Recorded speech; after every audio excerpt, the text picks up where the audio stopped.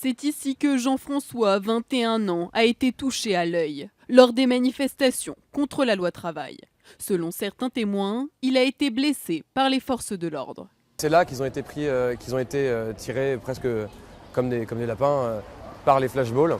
C'est là qu'il a reçu son flashball dans l'œil.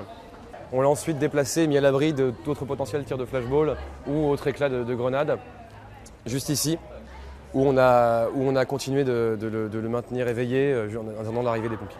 L'étudiant en géographie a définitivement perdu la vision de son œil gauche. La préfecture reconnaît que les forces de l'ordre étaient équipées de lanceurs de balles de défense pour disperser des manifestants violents, comme le permet la loi. Des armes plus puissantes que les anciens flashballs. Elles tirent plus loin. Mais selon la préfecture, rien ne permet d'établir un lien avec la grave blessure de l'étudiant. Des balles en caoutchouc ont été ramassées par terre par des militants. Voilà ce qu'on a trouvé par dizaines dans la manifestation d'hier.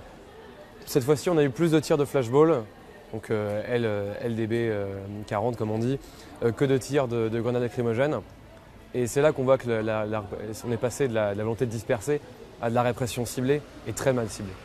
De son côté, le procureur de la République a confié une enquête à l'IGPN.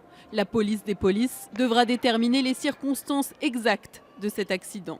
Une chose est sûre, le climat était extrêmement tendu lors de la manifestation à Rennes. Un autre manifestant et 9 policiers ont d'ailleurs été blessés.